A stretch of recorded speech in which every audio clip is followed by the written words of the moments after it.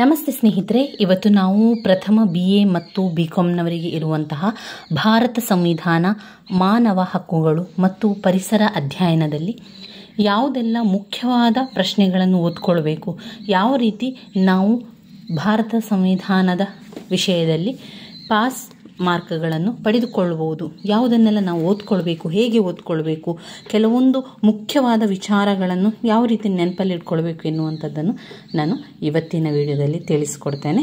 ಆರಂಭದಲ್ಲಿ ಬ್ಲಾಕ್ 1ರಲ್ಲಿ ಮುಖ್ಯವಾದ ವಿಚಾರ ಸಂವಿಧಾನ. ಈ ಸಂವಿಧಾನದ ಬಗ್ಗೆ ಪ್ರತಿಯೊಬ್ಬರೂ ಕೂಡ ತಿಳ್ಕೊಳ್ಳೇಬೇಕು. ಸಾಧಾರಣವಾಗಿ ಭಾರತ ಸಂವಿಧಾನ, ಮಾನವನ ಹಕ್ಕುಗಳು ಮತ್ತು ಪರಿಸರ ಅಧ್ಯಯನದಲ್ಲಿ ನಮ್ಮ ಸಂವಿಧಾನದ ಬಗ್ಗೆ ಎಲ್ಲ ಸ್ವಲ್ಪ ನಮಗೆ ಗೊತ್ತಿದ್ದರೆ ಈ ಒಂದು ವಿಷಯದ ಪರೀಕ್ಷೆಯನ್ನು ಬರೀಲಿಕ್ಕೆ ಏನೂ ಕಷ್ಟ ಆಗುವುದಿಲ್ಲ. ಸ್ವಲ್ಪ ವಿಚಾರಗಳನ್ನು ತಿಳ್ಕೊಳ್ಬೇಕು. ಹಾಗೆಯೇ ಕೆಲವೊಂದು ನಮ್ಮ ಒಂದು ಸರ್ಕಾರದಲ್ಲಿ ನಮ್ಮ ಒಂದು ಹಕ್ಕುಗಳ ಬಗ್ಗೆ, ನಮ್ಮ ಕರ್ತವ್ಯಗಳು, ನಾವು ಅಂದರೆ ಪ್ರಜೆಗಳು, ನಮ್ಮ ಪ್ರಜೆಗಳ ಬಗ್ಗೆ, ಪ್ರಜೆಗಳ ಹಕ್ಕುಗಳು, ಅವರ ಕರ್ತವ್ಯಗಳು, ಅದನ್ನೆಲ್ಲ ಒಂದು ಅರ್ಥ ಮಾಡಿಕೊಂಡು ಯಾವತ್ತೂ ಕಲಿಬೇಕಾಗ್ತದೆ. ಯಾಕಂದರೆ ರಾಜ್ಯಶಾಸ್ತ್ರದಲ್ಲೂ ಕೂಡ ಕೇಳುವಂತಹ ಪ್ರಶ್ನೆಗಳು ಮಾನವನ ಹಕ್ಕುಗಳನ್ನು ತಿಳಿಸಿ, ಮಾನವನ ಹಕ್ಕುಗಳು, ಮಾನವನ ಕರ್ತವ್ಯಗಳ ಬಗೆಗಳನ್ನು ತಿಳಿಸಿ, ಮಾನವನ ಕರ್ತವ್ಯಗಳ ಒಂದು ವಿಷಯಗಳನ್ನು ವಿವರಿಸಿ ಎನ್ನುವಂತಹ ಪ್ರಶ್ನೆಗಳು ನಮಗೆ ರಾಜ್ಯಶಾಸ್ತ್ರದಲ್ಲೂ ಕೂಡ ನಾವು ಕಾಣ್ತೇವೆ. ಸಾಧಾರಣವಾಗಿ ಇದೆಲ್ಲವೂ ಕೂಡ ಒಂದು ರಾಜಕೀಯ ವಿಷಯವಾದ್ದರಿಂದ ನಾವು ಆ ವಿಚಾರ ಬಗ್ಗೆ ಸರಿಯಾಗಿ ಕಲಿತುಕೊಳ್ಬೇಕು. ಒಮ್ಮೆ ಅರ್ಥ ಮಾಡ್ಕೊಂಡು ತಿಳ್ಕೊಂಡ್ರೆ ಅದು ಯಾವತ್ತೂ ನಮಗೆ ನೆನಪಲ್ಲಿರ್ತದೆ. ಈಗ ನಮ್ಮ ಹಕ್ಕುಗಳು ಅಂತ ಹೇಳಿದರೆ ನಮಗೆ ಜೀವಿಸುವಂತಹ ಒಂದು ಸ್ವಾತಂತ್ರ್ಯ, ನಮಗೊಂದು ಸ್ವಾತಂತ್ರ್ಯದ ಹಕ್ಕು ಯಾವುದು, ಒಂದು ಶಿಕ್ಷಣವನ್ನು ಪಡೆಯುವಂಥ ಸ್ವಾತಂತ್ರ್ಯ ಇರ್ಬೋದು. ಈ ರೀತಿಯ ಒಂದು ಹಕ್ಕುಗಳ ಬಗ್ಗೆ ನಾವು ತಿಳ್ಕೊಳ್ಬೇಕು. ಕೆಲವೊಂದು ಕರ್ತವ್ಯಗಳಿದೆ, ನಾವು ಏನೆಲ್ಲ ಕರ್ತವ್ಯಗಳನ್ನು ಮಾಡಬೇಕು, ರಾಷ್ಟ್ರವನ್ನು ಗೌರವಿಸುವಂಥದ್ದು, ಅದೆಲ್ಲ ನಮ್ಮ ಒಂದು ಕರ್ತವ್ಯಗಳಾಗಿರ್ತದೆ. ಅದನ್ನೆಲ್ಲ ಒಂದು ಅರ್ಥ ಮಾಡಿಕೊಂಡು 1, 2, 3 ಬಾರಿ ಅದನ್ನು ಸರಿಯಾಗಿ ಕಲಿತ್ಕೊಂಡ್ರೆ ಅದು ಯಾವತ್ತೂ ನಮಗೆ ಮನಸ್ಸಲ್ಲಿ ಉಳಿತದೆ. ಇನ್ನು ಆರಂಭದಲ್ಲಿ ಬ್ಲಾಕ್ 1ರಲ್ಲಿ ನಾವು ನೋಡೋದಾದರೆ ಭಾರತ ಸಂವಿಧಾನದ ಬಗ್ಗೆ ಇರ್ತದೆ. ಅದರಲ್ಲಿ ತುಂಬಾ ವೆರಿ ಇಂಪಾರ್ಟೆಂಟ್ ಆಗಿರುವಂಥದ್ದು ಭಾರತ ಸಂವಿಧಾನದ ಲಕ್ಷಣಗಳು. ಸ್ನೇಹಿತರೆ, ಭಾರತದ ಸಂವಿಧಾನದ ಲಕ್ಷಣಗಳನ್ನು ಕೇಳುವಂತಹ ಪ್ರಶ್ನೆ 5 ಅಂಕಕ್ಕಿರ್ಬೋದು, 10 ಅಂಕಕ್ಕಿರ್ಬೋದು, ಯಾವುದೇ ಪ್ರಶ್ನೆ ಬಂದರೂ ಕೂಡ ಅವರು ಕೇಳುವಂತಹ ಪ್ರಶ್ನೆ ಭಾರತ ಸಂವಿಧಾನದ ಲಕ್ಷಣಗಳು. ಇದರಲ್ಲಿ ಈ ಭಾರತ ಸಂವಿಧಾನದಲ್ಲಿ ನಾನು ನಿಮಗೆ ಇದರ ಪ್ರಶ್ನೆ ಪತ್ರಿಕೆಯನ್ನು ತೋರಿಸಿದ್ದೆ. ಇವತ್ತು ಪ್ರಶ್ನೆ ಪತ್ರಿಕೆ ನನ್ನಲ್ಲಿ ಇದ್ದರೆ ನಾನು ನಿಮಗೆ ಅದರ ಬಗ್ಗೆ ತಿಳಿಸ್ತೇನೆ. ನೋಡಿ, ಒಂದು ಪ್ರಶ್ನೆ ಪತ್ರಿಕೆ ಇದೆ. ಈ ಒಂದು ಭಾರತ ಸಂವಿಧಾನ ಪ್ರಶ್ನೆ ಪತ್ರಿಕೆಯಲ್ಲಿ ಮೊದಲಿಗೆ ಬರುವಂಥದ್ದು 10 ಅಂಕದ ಪ್ರಶ್ನೆ. ಅದು 4 10 ಅಂಕದ ಪ್ರಶ್ನೆಗೆ ಬರೀಬೇಕು.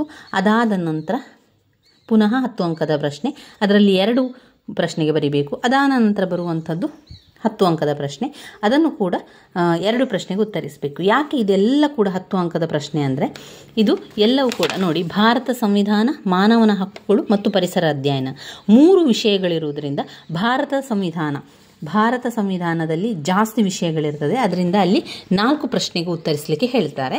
ಅದಾದ ನಂತರ ಮಾನವನ ಹಕ್ಕುಗಳಲ್ಲಿ ಸ್ವಲ್ಪ ವಿಚಾರಗಳು ಇರುವುದರಿಂದ ಅಲ್ಲಿ 2 ಪ್ರಶ್ನೆಗೆ ಉತ್ತರವನ್ನು ಮಾಡಬೇಕು. ಅದು ಕೂಡ 10 ಅಂಕಗಳು. ನಂತರ ಪರಿಸರ ಅಧ್ಯಯನದಿಂದಲೂ ಕೂಡ 2 ಪ್ರಶ್ನೆಗೆ ಉತ್ತರವನ್ನು ಬರೀಬೇಕು. ನೀವು ಪರಿಸರದ ಅಧ್ಯಯನದ ಬಗ್ಗೆ ಹೆಚ್ಚು ಚಿಂತೆಯನ್ನು ಮಾಡಬೇಡಿ ಸ್ನೇಹಿತರೆ. ನಮ್ಮ ಸುತ್ತಮುತ್ತಲು ಪರಿಸರದ ಬಗ್ಗೆ ಅವರು ಕೇಳುವಂಥದ್ದು. ಅದರಲ್ಲಿ ನಿಮಗೆ ಮಾಲಿನ್ಯದ ಬಗ್ಗೆ ಎಲ್ಲ ಸಾಧಾರಣ ನಮಗೆ ಮೊದಲೇ ಅಂದರೆ ನಾವು ಹೈಸ್ಕೂಲಲ್ಲಿ ಇರಬೇಕಾದ್ರೆ ಈ ಪರಿಸರ ಮಾಲಿನ್ಯದ ಬಗ್ಗೆ ಎಲ್ಲ ಕಲ್ತಿರ್ತೇವಲ್ವ, ಅಥವಾ ಒಂದು ಜನರಲ್ ಆಗಿ ನಿಮಗೆ ಪ್ರತಿಯೊಬ್ಬರಿಗೂ ಕೂಡ ಪರಿಸರ ಮಾಲಿನ್ಯದ ಬಗ್ಗೆ ಎಲ್ಲ ಗೊತ್ತಿದೆ. ವಾಯು ಮಾಲಿನ್ಯ ಆಗಿರುವಂಥದ್ದು, ಪರಿಸರ ಮಾಲಿನ್ಯ ಅಂತ ಬಂದಾಗ ಎಲ್ಲ ರೀತಿಯ ಮಾಲಿನ್ಯ, ಅದು ಭೂಮಿಗೆ ಸಂಬಂಧಪಟ್ಟದ್ದು, ಆಕಾಶಕ್ಕೆ ಸಂಬಂಧಪಟ್ಟದ್ದು, ಗಾಳಿಗೆ ಸಂಬಂಧಪಟ್ಟದ್ದು ಎಲ್ಲ ಕೂಡ ವಿಚಾರವನ್ನು ನಾವು ಬರೀಬೇಕು. ಪರಿಸರ ಮಾಲಿನ್ಯ ವಿಧಗಳಲ್ಲಿ ವಾಯು ಮಾಲಿನ್ಯ, ಜಲ ಮಾಲಿನ್ಯ, ಗಾಳಿ ಮಾಲಿನ್ಯ, ಇದು ನೀರು ಮಾಲಿನ್ಯ, ಜಲ ಮಾಲಿನ್ಯ, ಈ ರೀತಿಯಾಗಿ ಎಲ್ಲ ಕೂಡ ನಾವು ಬರೀಬೇಕಾಗ್ತದೆ. ಅದೆಲ್ಲ ಒಂದು ಜನರಲ್ ಆಗಿ ತೆಗೆದುಕೊಳ್ಳುವಂಥ ವಿಷಯ ಅದು. ಆಮೇಲೆ ಸಾಮಾಜಿಕ ಸಮಸ್ಯೆಗಳ ಬಗ್ಗೆ ಪ್ರಬಂಧವನ್ನು ಬರೆಯಿರಿ. ಇವಾಗ ನೋಡಿ, ಸಾಮಾಜಿಕ ಸಮಸ್ಯೆಗಳು ಏನು, ನಮ್ಮ ಸಾಮಾಜಿಕ ಸಮಸ್ಯೆಗಳು, ಸುತ್ತಮುತ್ತ ಆಗುವಂಥ ಅಪರಾಧಗಳು, ಇದೆ ಏನೆಲ್ಲ ಸಾಮಾಜಿಕ ಸಮಸ್ಯೆಗಳು ನಡೀತದೆ, ಅದನ್ನೆಲ್ಲ ನಾವು ಜನರಲ್ ಆಗಿ ನಿಮಗೆ ಗೊತ್ತಿರೋ ವಿಚಾರಗಳನ್ನು ಬರಿತಾ ಹೋಗಿ. ಶಬ್ದ ಮಾಲಿನ್ಯದ ಕಾರಣಗಳು, ಶಬ್ದ ಮಾಲಿನ್ಯ ಅಂತ ಹೇಳಿದ ಕೂಡಲೇ ಸ್ವರಕ್ಕೆ ಸಂಬಂಧಪಟ್ಟಂತಹ ಮಾಲಿನ್ಯಗಳು.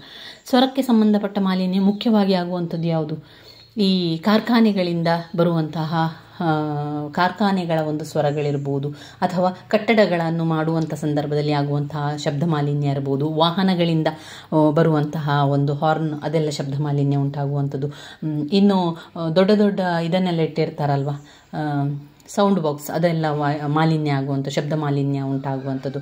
ಈ ರೀತಿಯಾಗಿ ಅದನ್ನೆಲ್ಲ ನೀವು ಜನರಲ್ ಆಗಿ ಬರೀಬೋದು. ಇದರಲ್ಲಿ 2 ಪ್ರಶ್ನೆಗೆ ನಾವು ಉತ್ತರವನ್ನು ಬರೀಲಿಕ್ಕೆ, ಆದ್ದರಿಂದ ಪರಿಸರ ಅಧ್ಯಯನವನ್ನು ಹೆಚ್ಚು ಚಿಂತೆಯನ್ನು ಮಾಡಬೇಡಿ. ಇನ್ನು ಮಾನವನ ಹಕ್ಕುಗಳು, ಇಲ್ಲಿ ಕೂಡ ಹಾಗೆ ಮಾನವನ ಹಕ್ಕುಗಳಲ್ಲಿ ನೀವು ಮುಖ್ಯವಾಗಿ ಓದ್ಕೊಳ್ಬೇಕಾಗಿರುವಂಥದ್ದು ಮಾನವನ ಹಕ್ಕುಗಳ ಮಹತ್ವ ಕಲಿಬೇಕು. ಮಾನವನ ಹಕ್ಕುಗಳ ವಿಚಾರದ ಬಗ್ಗೆ ಒಂದು ಜನರಲ್ ಆಗಿ ಎಲ್ಲ ಪಾಯಿಂಟ್ಸನ್ನು ಕಲಿತುಕೊಳ್ಳಿ. ಆವಾಗ ಅಲ್ಲಿ ಕೂಡ ಹಾಗೆ ಅವರು 2 ಪ್ರಶ್ನೆಯನ್ನು ಕೇಳ್ತಾರೆ, ಆ 2 ಪ್ರಶ್ನೆಗೂ ಕೂಡ ನಮಗೆ ಉತ್ತರ ಬರಲಿಕ್ಕೆ ಸಾಧ್ಯ ಆಗ್ತದೆ. ಇನ್ನು ಉಳಿದಿರುವಂಥದ್ದು ಸಂವಿಧಾನದಲ್ಲಿ ನಾನು ಹೇಳುವಂಥದ್ದು, ಮೊದಲಿಗೆ ಸಂವಿಧಾನದ ಅರ್ಥ ಮತ್ತು ಅದರ ಪ್ರಾಮುಖ್ಯತೆಯನ್ನು ಕಲಿತುಕೊಳ್ಳಿ. ಆಮೇಲೆ ಸಂವಿಧಾನದ ಪ್ರಸ್ತಾವದ ಮೂಲಾಂಶಗಳು ಓದ್ಕೊಳ್ಬೇಕು, ಸಂವಿಧಾನದ ಲಕ್ಷಣಗಳನ್ನು ಓದ್ಕೊಳ್ಬೇಕು. ಇದೆಲ್ಲ ಕೂಡ ತುಂಬಾ ಇಂಪಾರ್ಟೆಂಟ್ ಆಗಿರುವಂಥ ಪ್ರಶ್ನೆ, ಮತ್ತು ಪದೇ ಪದೇ ಕೇಳುವಂತಹ ಪ್ರಶ್ನೆಗಳಾದ್ದರಿಂದ ಅವುಗಳನ್ನು ಓದ್ಕೊಳ್ಬೇಕು. ಇನ್ನು ಪ್ರಧಾನಮಂತ್ರಿಯ ಅಧಿಕಾರ ಮತ್ತು ಕಾರ್ಯಗಳು, ಇದೆಲ್ಲ ಕೂಡ ತುಂಬಾ ಸುಲಭ ಇದೆ, ಒಮ್ಮೆ ಅರ್ಥ ಮಾಡಿಕೊಂಡ್ರೆ ನಮಗೆ ಬರೀಲಿಕ್ಕೆ ಆಗ್ತದೆ. ಇನ್ನು ಮಾಹಿತಿ ಹಕ್ಕು ನಮಗೆಲ್ಲರಿಗೂ ಗೊತ್ತಿರಬೇಕಾದಂಥ ವಿಚಾರ, ಅದನ್ನು ಕೂಡ ಹಾಗೆ ಒಮ್ಮೆ ಓದ್ಕೊಳ್ಳಿ, ಅರ್ಥ ಮಾಡ್ಕೊಳ್ಳಿ. ನಮ್ಮ ಹಕ್ಕುಗಳು, ನಮಗೆ ಮಾಹಿತಿ ಗೊತ್ತಿರಬೇಕು. ಆ ಮಾಹಿತಿಯ ಹಕ್ಕಿನಲ್ಲಿ ಅನೇಕ ವಿಚಾರಗಳಿದೆ, ಅದು ನಮ್ಮ ಜೀವನಕ್ಕೆ ತುಂಬಾ ಅವಶ್ಯಕವಾಗಿರುವಂಥದ್ದು. ಅದರಿಂದ ಅದರ ಬಗ್ಗೆ ಪ್ರಬಂಧ ಬರೀರಿ ಅಂತ ಹೇಳಿದ ಕೂಡಲೇ ಪ್ರಬಂಧ ಬರೆಯುವಂಥದ್ದು, ಅಂದರೆ ಬರಿತಾ ಹೋಗುವಂಥದ್ದು. ಒಂದು 3 ಪುಟ 4 ಪುಟದಷ್ಟು ಒಂದು ಪ್ರಬಂಧವನ್ನು ಬರೆಯುವಂಥ ಒಂದು ಮಾಹಿತಿ ಹಕ್ಕಿನ ಬಗ್ಗೆ ಒಂದು 10 ಪಾಯಿಂಟ್ಸ್ಗಳ ವಿಚಾರ ನಿಮಗೆ ಗೊತ್ತಿದೆ ಅಂತಾದರೆ ಆ ಪ್ರಬಂಧವನ್ನು ಬರಲಿಕ್ಕೆ ಏನೂ ಕೂಡ ಕಷ್ಟ ಆಗೋದಿಲ್ಲ. ಈ ವಿಡಿಯೋದಲ್ಲಿ ನಾನು ಎಲ್ಲವನ್ನು ಕೂಡ ನಿಮಗೆ ನಾನು ತಿಳಿಸ್ಕೊಡ್ತೇನೆ. ಯಾವುದೇ ರೀತಿಯ ಚಿಂತೆಯನ್ನು ಮಾಡದೆ ಓದ್ಕೊಳ್ಳಿಕ್ಕೆ ಆರಂಭ ಮಾಡಿ. ಮೊದಲಿಗೆ ಸಂವಿಧಾನ ಏನು ಅಂತ ಅರ್ಥವನ್ನು ತಿಳ್ಕೊಳ್ಬೇಕಾಗ್ತದೆ. ಸಂವಿಧಾನದ ಅರ್ಥ ಸುಲಭದಲ್ಲಿ ತಿಳ್ಕೊಳ್ಬೇಕು. ಸಂವಿಧಾನ ಅಂದರೆ ಈ ನಮ್ಮ ರಾಜ್ಯ ಮತ್ತು ಸರ್ಕಾರವನ್ನು ನಿಯಂತ್ರಿಸುವ ಒಂದು ಮೂಲ ಸೂತ್ರಗಳ ಸಂಗ್ರಹ. ನಮ್ಮ ಸರ್ಕಾರವನ್ನು ನಿಯಂತ್ರಿಸುವುದೇ ಈ ಸಂವಿಧಾನ ಸ್ನೇಹಿತರೆ. ಈ ಸಂವಿಧಾನ ಇದ್ದರೆ ಮಾತ್ರ ಈ ಸರ್ಕಾರ ಸರಿಯಾಗಿ ನಡ್ಕೊಂಡು ಹೋಗಲಿಕ್ಕೆ ಸಾಧ್ಯ. ಅದರಿಂದ ರಾಜ್ಯ ಮತ್ತು ಸರ್ಕಾರವನ್ನು ನಿಯಂತ್ರಿಸುವಂತಹ ಮೂಲ ಸಂಗ್ರಹವೇ ಸಂವಿಧಾನ ಅಂತ ಹೇಳುವಂಥದ್ದು. ಈ ಸಂವಿಧಾನ ಇರುವುದರಿಂದ ನಮ್ಮ ಸರ್ಕಾರದಲ್ಲಿ ಸಂಯೋಜಿಸುವುದು, ನಿಯೋಜಿಸುವುದು, ಸ್ಥಾಪಿಸುವುದು, ರಚಿಸುವುದು ಎಂಬ ಅರ್ಥವನ್ನು ಕೂಡ ಕೊಡ್ತದೆ. ಕಾನ್ಸ್ಟಿಟ್ಯೂಷನ್, ಸಂವಿಧಾನ ಅಂದರೆ ಅದೊಂದು ಸ್ಥಾಪನೆ ಮಾಡುವಂಥದ್ದು, ಯಾವುದು ಸರ್ಕಾರವನ್ನು, ಒಂದು ಸಂಯೋಜನೆಯನ್ನು ಮಾಡುವಂಥದ್ದು ಅಥವಾ ನಿಯಂತ್ರಿಸುವುದು, ಅದೊಂದು ಸ್ಥಾಪಿಸ್ತದೆ, ಅದು ಅನೇಕ ವಿಷಯಗಳನ್ನು ರಚಿಸ್ತದೆ. ಇದಕ್ಕೆ ನಾವೆಂತ ಹೇಳ್ತೇವೆ? ಸಂವಿಧಾನ ಅಂತ ಹೇಳ್ತೇವೆ. ಯಾವತ್ತು ಅಂದರೆ ನಾವು ಒಂದು ಹೈಸ್ಕೂಲ್ನ ಸಮಯದಿಂದಲೇ ಕಾನ್ಸ್ಟಿಟ್ಯೂಷನ್ನ ಬಗ್ಗೆ ತಿಳ್ಕೊಂಡಿರ್ತೇವೆ, ಆದರೆ ಅದೆಲ್ಲ ಮರ್ತೋಗಿರ್ತದೆ. ಸಂವಿಧಾನ ಅಂತ ಹೇಳಿದ ಕೂಡಲೇ ನಾವು ಒಮ್ಮೆ ಆಲೋಚನೆ ಮಾಡ್ತೇವೆ, ಏನಿದು ಸಂವಿಧಾನ ಅಂದರೆ. ಸರಿ, ನಮ್ಮ ದೇಶದಲ್ಲಿ ಸಂವಿಧಾನ ಅಂತ ಇದೆ. ಪ್ರತಿಯೊಂದು ನ್ಯೂಸ್ನಲ್ಲಿ ಬಂದಾಗ ಅದು ನಮ್ಮ ಸಂವಿಧಾನ ಅಂತ ಹೇಳೋದನ್ನು ನಾವು ಕೇಳಿರ್ತೇವೆ. ಆದರೆ ಅದರ ಸರಿಯಾದ ಅರ್ಥ ನಮಗೆ ಗೊತ್ತಿರೋದಿಲ್ಲ. ಆದ ಕಾರಣ ನಾನು ಮತ್ತೊಮ್ಮೆ ಹೇಳ್ತೇನೆ, ಸಂವಿಧಾನ ಅಂದರೆ ನಮ್ಮ ಸರ್ಕಾರ, ನಮ್ಮ ರಾಜ್ಯ ಮತ್ತು ಸರ್ಕಾರವನ್ನು ನಿಯಂತ್ರಿಸುವಂತಹ ಒಂದು ಮೂಲ ಸೂತ್ರಗಳ ಸಂಗ್ರಹ. ಇದನ್ನು ಇನ್ನೊಂದು ರೀತಿಯ ಅರ್ಥದಲ್ಲಿ ಹೇಳುವುದಾದರೆ, ಸಂವಿಧಾನ ಅಂದರೆ ಸ್ಥಾಪಿಸುವುದು, ಸಂಯೋಜಿಸುವುದು, ನಿಯೋಜಿಸುವುದು, ರಚಿಸುವುದು ಎಂಬ ಅರ್ಥವನ್ನು ಕೂಡ ಕೊಡ್ತದೆ. ಇನ್ನು ಸಂವಿಧಾನದ ಅರ್ಥ ವ್ಯಾಖ್ಯೆಯನ್ನು ತಿಳ್ಕೊಂಡೆವು. ಈಗ ನಾವು ಸಂವಿಧಾನದ ಪ್ರಾಮುಖ್ಯತೆ ಅಥವಾ ಮಹತ್ವವನ್ನು ತಿಳ್ಕೊಳ್ಬೇಕು. ಯಾಕೆ ನಮಗೆ ಈ ಸಂವಿಧಾನದ ಮಹತ್ವ ಗೊತ್ತಿರಬೇಕು ಅಂದರೆ, ಯಾಕಂದರೆ ಈ ಸಂವಿಧಾನವು ಸರಕಾರ ಯಾವ ರೀತಿ ಕೆಲಸವನ್ನು ಮಾಡಿಕೊಂಡು ಹೋಗ್ತದೆ ಎನ್ನುವಂಥದ್ದನ್ನು ನಮ್ಮ ಪ್ರಜೆಗಳಿಗೆ ನಮಗೆ ಗೊತ್ತಿರಬೇಕು. ಅದಕ್ಕೆ ಈ ಸಂವಿಧಾನ ಮಹತ್ವವಾಗಿರುವಂಥದ್ದು. ಇನ್ನು ಸಂವಿಧಾನವು ಸರಕಾರ ನಡೆಯುವಂಥ ಅಲ್ಲಿ ಸರಕಾರದ ಒಂದು ನಿರಂಕುಶ ಅಧಿಕಾರವನ್ನು ತಡೆಗಟ್ಟಿ ಅಲ್ಲಿ ಒಂದು ಕಾನೂನನ್ನು ಮಾಡುವಂಥ ವ್ಯವಸ್ಥೆಯನ್ನು ಮಾಡ್ತದೆ. ಪ್ರಜೆಗಳ ಹಕ್ಕುಗಳ ಸ್ವಾತಂತ್ರ್ಯವನ್ನು ರಕ್ಷಿಸ್ತದೆ, ಪರಮಾಧಿಕಾರದ ಚಲಾವಣೆಯ ವಿಧಾನವನ್ನು ನಿರ್ಧರಿಸ್ತದೆ. ಆಮೇಲೆ ಈ ಸಂವಿಧಾನದ ಮಹತ್ವ ಮತ್ತು ಪ್ರಾಮುಖ್ಯತೆಯಲ್ಲಿ ಅದು ಶಾಂತಿಯನ್ನು ಕಾಪಾಡುತ್ತದೆ. ನಮ್ಮ ಸಮಾಜದ, ನಮ್ಮ ಸರಕಾರದ ಶಾಂತಿಯನ್ನು ಕಾಪಾಡಬೇಕಾದ್ರೆ ಸಂವಿಧಾನ ಬೇಕು.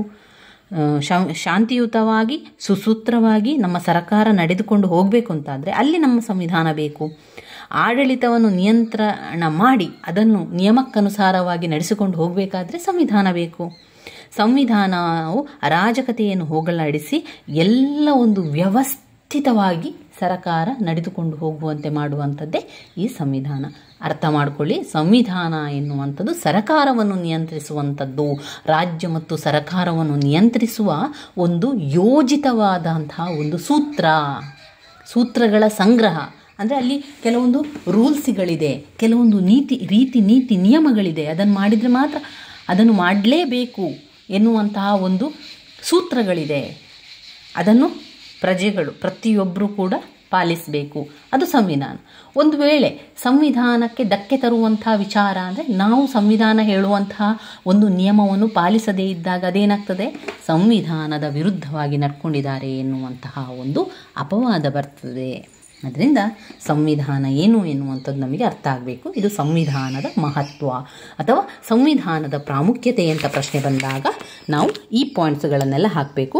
ಪ್ರಜೆಗಳ ಹಕ್ಕು ಸ್ವಾತಂತ್ರ್ಯವನ್ನು ರಕ್ಷಿಸ್ತದೆ, ಸರಕಾರದ ನಿರಂಕುಶ ಅಧಿಕಾರವನ್ನು ತಡೆಗಟ್ಟಿ ಕಾನೂನಿನ ಅಧಿಪತ್ಯವನ್ನು ಸ್ಥಾಪಿಸ್ತದೆ, ಪರಮಾಧಿಕಾರದ ಅಧಿಕಾರ ಚಲಾವಣೆ ಆಗುವಂತೆ ಮಾಡ್ತದೆ, ಸರಕಾರವನ್ನು ಸುಸೂತ್ರವಾಗಿ ನಡೆಸಿಕೊಂಡು ಹೋಗ್ತದೆ, ಆಡಳಿತವನ್ನು ಸರಿಯಾಗಿ ನಿಯಂತ್ರಣವನ್ನು ಮಾಡಿ ನಿಯಮಕ್ಕನುಗುಣವಾಗಿ ನಡೆಸಲು ಸಹಾಯ ಮಾಡ್ತದೆ, ಶಾಂತಿಯುತವಾಗಿ ಸರಕಾರ ನಡೆದುಕೊಂಡು ಹೋಗಲಿಕ್ಕೆ ಸಹಾಯ ಮಾಡ್ತದೆ. ಸಂವಿಧಾನವು ಅರಾಜಕತೆಯನ್ನು ಹೋಗಲಾಡಿಸಿ ದೇಶದಲ್ಲಿ ಒಂದು ವ್ಯವಸ್ಥಿತವಾದ ಸರಕಾರನೇ ಸ್ಥಾಪನೆಯನ್ನು ಮಾಡ್ತದೆ ಎನ್ನುವಂಥ ವಿಚಾರ ನಿಮಗೆಲ್ಲರಿಗೂ ಕೂಡ ಪ್ರತಿಯೊಬ್ಬರಿಗೂ ಕೂಡ ಗೊತ್ತಿರಬೇಕಾದಂಥ ವಿಚಾರ. ಇದು ಪರೀಕ್ಷೆಗೆ ಅಂತಲ್ಲ, ನಿಮಗೆ ಯಾವಾಗಲೂ ಇದೊಂದು ನೆನಪಲ್ಲಿರಬೇಕು. ಒಂದು ಸಂವಿಧಾನ ಅಂದರೆ ಏನು ಅಂತ ಯಾರೇ ಕೇಳಿದಾಗ ನೀವು ಹೇಳಬೇಕಾದದಿಷ್ಟೇ, ಅದು ಸರಕಾರವನ್ನು ನಿಯಂತ್ರಣ ಮಾಡ್ತದೆ. ಸರಕಾರ ಮತ್ತು ರಾಜ್ಯವನ್ನು ನಿಯಂತ್ರಿಸುವ ಒಂದು ಮೂಲ ಸೂತ್ರಗಳ ಸಂಗ್ರಹವೇ ಸಂವಿಧಾನ. ಅದನ್ನು ಸಂಯೋಜಿಸುವುದು, ಸ್ಥಾಪಿಸುವುದು, ನಿಯೋಜಿಸುವುದು, ರಚಿಸುವ ಎಂಬ ಅರ್ಥವನ್ನು ಕೂಡ ಕೊಡ್ತದೆ ಎನ್ನುವಂಥದ್ದನ್ನು ನೀವು ತಕ್ಷಣ ಹೇಳ್ಕೊಳ್ಬೇಕು. ಅದರಿಂದ ಸಂವಿಧಾನದ ಬಗ್ಗೆ ಇವಿಷ್ಟು ವಿಚಾರಗಳು ನಿಮಗೆ ಗೊತ್ತಿರಲೇಬೇಕು ಸ್ನೇಹಿತರೆ. ಇನ್ನು ಇಲ್ಲಿ ಒಂದು 10 ಅಂಕಕ್ಕೆ ಬಂದ ಪ್ರಶ್ನೆ, ರಾಷ್ಟ್ರೀಯ ಭಾವೈಕ್ಯತೆ. ರಾಷ್ಟ್ರೀಯ ಭಾವೈಕ್ಯತೆಯ ಬಗ್ಗೆ ಬರೀರಿ ಅಥವಾ ರಾಷ್ಟ್ರೀಯ ಭಾವೈಕ್ಯತೆಯ ಪ್ರಬಂಧವನ್ನು ಬರೀರಿ ಅಂತ ಕೇಳಿದಾಗ ನಾವು ಬರೀಬೇಕು, ರಾಷ್ಟ್ರೀಯ ಭಾವೈಕ್ಯತೆ ಅಂದರೆ ನಾವೆಲ್ಲರೂ ಒಂದೇ ಎನ್ನುವಂಥ ಭಾವನೆ. ನೀವು, ನಾವು, ಜಾತಿ, ಮತ ಯಾವುದೂ ಇಲ್ಲ, ಎಲ್ಲರೂ ಒಂದೇ ಎನ್ನುವಂತಹ ಭಾವನೆ ಬಂದಾಗ ಮಾತ್ರ ಅಲ್ಲಿ ರಾಷ್ಟ್ರೀಯ ಭಾವೈಕ್ಯತೆ ಬರ್ತದೆ. ರಾಷ್ಟ್ರೀಯ ಭಾವೈಕ್ಯತೆ ಬರಲಿಕ್ಕೆ ಅಥವಾ ರಾಷ್ಟ್ರೀಯ ಭಾವೈಕ್ಯತೆ ಇರಬೇಕು ಅಂತ ಗ್ರಹಿಸುವಲ್ಲಿ ಅಲ್ಲಿ ಕೆಲವೊಂದು ಸಮಸ್ಯೆಗಳು ಉಂಟಾಗ್ತದೆ. ಏನು ಈ ಸಮಸ್ಯೆಗಳು? ರಾಷ್ಟ್ರೀಯ ಭಾವೈಕ್ಯತೆ ಅಂದರೆ ನಾವೆಲ್ಲರೂ ಒಂದೇ ಎನ್ನುವಂಥ ಮನೋಭಾವ. ಇದಕ್ಕೆ ಇರುವಂಥ ಸಮಸ್ಯೆ ಏನು? ಒಂದು ರಾಜಕೀಯ ಸಮಸ್ಯೆ. ಈ ರಾಜಕೀಯದಿಂದ ಏನು ಮಾಡ್ತದೆ ಅಂದರೆ ನಾನು ಮೇಲು, ನೀನು ಮೇಲು, ಅವನು ಮೇಲು, ಇವನು ಕೇಳು ಅಂತ ಹೇಳಿ ರಾಷ್ಟ್ರೀಯ ಭಾವೈಕ್ಯತೆ ಇಲ್ಲದಂತೆ ಮಾಡ್ತಾರೆ. ಇದು ಅದರ ಸಮಸ್ಯೆ. ಅದರಿಂದ ಏನಾಗ್ತದೆ, ನಾವೆಲ್ಲರೂ ಒಂದೇ ಎನ್ನುವಂಥ ಭಾವನೆ ಬರುವುದಿಲ್ಲ. ಇಲ್ಲ, ನನ್ನ ಪಕ್ಷದವರಿಗೆ, ನನ್ನ ಜಾತಿಯವರಿಗೆ ರಾಜಕೀಯದಲ್ಲಿ ಸ್ಥಾನ ಕೊಡಬೇಕು, ಅವರಿಗೆ ಕೊಡಬೇಕು, ಇವರಿಗೆ ಕೊಡಬೇಕು ಎನ್ನುವಂತಹ ತಾರತಮ್ಯವನ್ನು ಮಾಡ್ತಾರಲ್ವ, ಅದು ರಾಜಕೀಯದಿಂದಾಗಿ ಆಗುವಂಥದ್ದು. ರಾಜಕೀಯಕ್ಕೆ ಹೋಗಬೇಕು, ರಾಜಕೀಯದಲ್ಲಿ ಕೆಲಸ ಮಾಡಬೇಕು ಅಂತ ಹೇಳಿ ತಮ್ಮವರು ಅಂತ ಹೇಳಿ ಎಲ್ಲರನ್ನೂ ದೂರ ಮಾಡುವಂಥದ್ದು ಅನ್ನೆಲ್ಲ ಕಾಣ್ಬೋದು. ಈ ಒಂದು ರಾಷ್ಟ್ರೀಯ ಭಾವೈಕ್ಯತೆಯ ಸಮಸ್ಯೆಗಳನ್ನು ಕೇಳಿದಾಗ ರಾಜಕೀಯ ಸಮಸ್ಯೆ, ಆರ್ಥಿಕ ಸಮಸ್ಯೆಗಳು, ಸಾಮಾಜಿಕ ಸಮಸ್ಯೆಗಳು, ಸಾಂಸ್ಕೃತಿಕ ಸಮಸ್ಯೆಗಳು, ಮಾನಸಿಕ ಸಮಸ್ಯೆಗಳು ಇದೆಲ್ಲ ಕೂಡ ಅಲ್ಲಿ ಒಳಗೊಳ್ತದೆ. ಇದನ್ನು ವಿವರಿಸಬೇಕಾದ್ರೆ ನೀವು ಜನರಲ್ ಆಗಿ ಯಾವ ರೀತಿ ವಿವರಿಸ್ತಾ ಹೋಗ್ತೀರೋ, ಅಂದರೆ ಒಂದು ಆರ್ಥಿಕ ಸಮಸ್ಯೆ ಅಂತ ಹೇಳಿದರೆ ಹಣಕಾಸಿನ ವಿಚಾರ ಕೂಡ ರಾಷ್ಟ್ರೀಯ ಭಾವೈಕ್ಯತೆಯನ್ನು ಮಾಡಲಿಕ್ಕೆ ತೊಂದರೆ ಕೊಡ್ತಾ ಇದೆ. ರಾಷ್ಟ್ರೀಯ ಭಾವೈಕ್ಯತೆ ಆಗಲಿಕ್ಕೆ ಈ ಒಂದು ರಾಷ್ಟ್ರದಲ್ಲಿ ಒಂದು ಆರ್ಥಿಕ ಸಮಸ್ಯೆ, ಒಂದು ಬಡತನ, ಹಸಿವು, ವಸತಿ ಇಲ್ಲದಿರುವಿಕೆ, ಇದೆಲ್ಲ ಕಾರಣದಿಂದಾಗಿ ರಾಷ್ಟ್ರೀಯ ಮನೋಭಾವನೆ, ರಾಷ್ಟ್ರೀಯ ಭಾವೈಕ್ಯತೆಯನ್ನು ಸಾಧಿಸುವಲ್ಲಿ ಸಮಸ್ಯೆ ಬರ್ತಾ ಇದೆ ಎನ್ನುವಂಥ ಒಂದು ವಿಚಾರವನ್ನು ನೀವು ವಿವರಿಸ್ತಾ ಹೋಗಬೇಕು. ಇನ್ನು ತುಂಬಾ ಇಂಪಾರ್ಟೆಂಟ್ ಆಗಿರುವಂಥದ್ದು